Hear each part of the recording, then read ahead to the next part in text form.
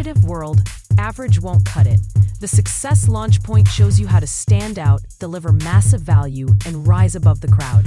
With on-demand courses, expert coaching, and a community focused on growth, you'll accelerate your career and your paycheck. It's time to level up. Check out modernobserver.com/launchpoint.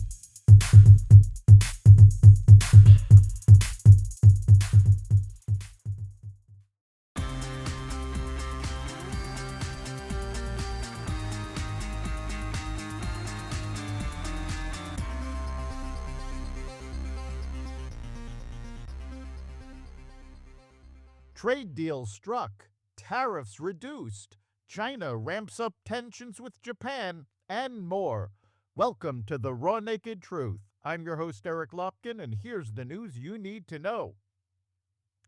President Trump signed an executive order Friday cutting tariffs on scores of products in a bid to lower some grocery prices, following frustration from voters over exceedingly high costs. The products that are no longer subject to tariffs include coffee, tea, beef, bananas, tropical fruit, wood, and iron. The move comes one day after the administration announced it reached framework agreements with Argentina, El Salvador, Ecuador, and Guatemala. The agreements are meant to bring tariff relief to products that cannot be produced in the U.S. The U.S. and Switzerland have reached a trade deal, U.S. Trade Representative Jamieson Greer told CNBC on Friday.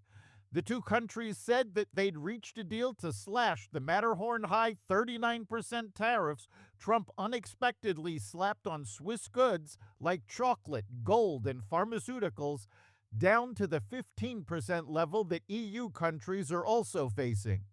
Under the terms of the agreement, Switzerland will invest $200 billion in the U.S. by the end of 2028. The deal came together after billionaire Swiss executives bearing an engraved gold bar and Rolex clock came to Washington to personally lobby President Trump after government negotiations stalled. The Federal Aviation Administration's flight reduction emergency order officially ends Monday morning, allowing normal operations to resume nationwide, according to officials. The order was lifted at 6 a.m. Eastern Time Monday, following recommendations from the FAA's safety team. The decision came after safety reviews and improvements in air traffic control staffing levels across the U.S., according to a Sunday announcement from the FAA. I want to thank the FAA's dedicated safety team for keeping our skies secure during the longest government shutdown in our nation's history, and the country's patience for putting safety first, Transportation Secretary Sean Duffy said in a statement. Thanks to President Trump's leadership, controllers have returned to their posts and normal operations can resume. The Trump administration will require millions of low-income people to reapply for food stamps as part of an effort to crack down on fraud, Agriculture Secretary Brooke Rollins said. Rollins told Newsmax on Thursday that she plans to have everyone reapply for their benefits, make sure that everyone that's taking a taxpayer-funded benefit through food stamps, that they literally are vulnerable and they can't survive without it. This brings SNAP benefits in line with government programs like Social Security Disability and Medicaid, which require recipients to recertify on a regular basis.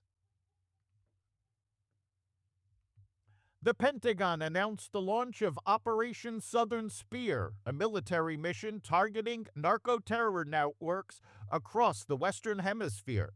The announcement comes as Defense Secretary Pete Hegseth, Joint Chiefs of Staff Chair Dan Kane, and other senior military leaders briefed President Trump last week on the region, including potential land strikes against Venezuela.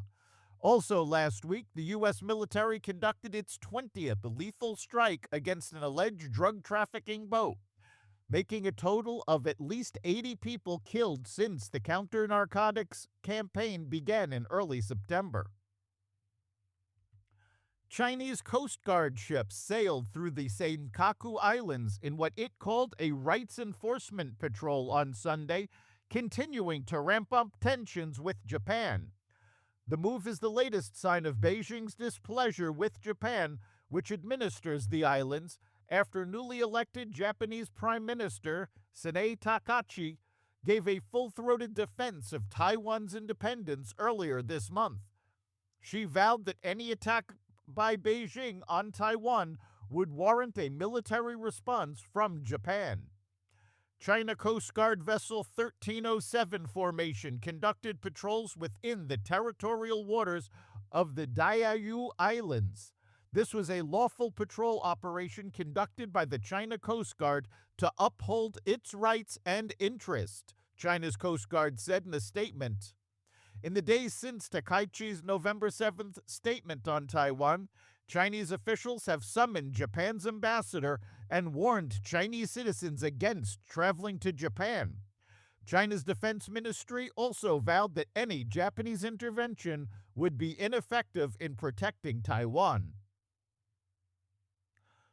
A memorial in Jerusalem for slain conservative activist Charlie Kirk on Sunday became a declaration of purpose as hundreds of Israelis and American visitors vowed to continue the work he began, according to a report. The press service of Israel reported that roughly 300 people, including Israeli officials, clergy, and U.S. Christians, gathered Sunday to honor the Turning Point USA founder who was shot and killed during a speaking engagement at Utah Valley University in September. Many said the event felt less like a memorial and more like a mandate.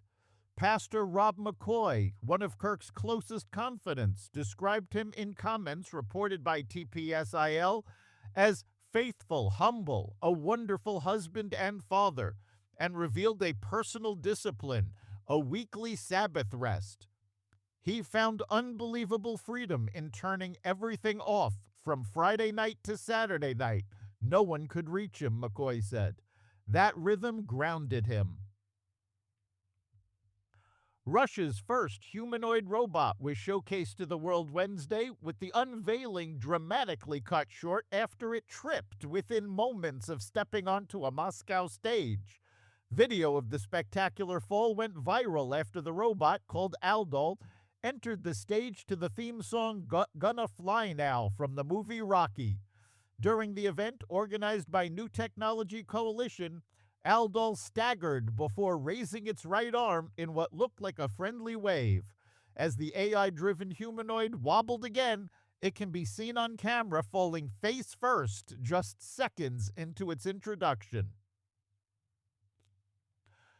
2 in 5 young American women want to leave the land of the free permanently, according to a new Gallup poll, rising from 29% to 40% in 2 years. Approximately 1 in 5 Americans surveyed overall said they would consider leaving the United States. All participants were asked, ideally, if you had the opportunity, would you like to move permanently to another country, or would you prefer to continue living in this country?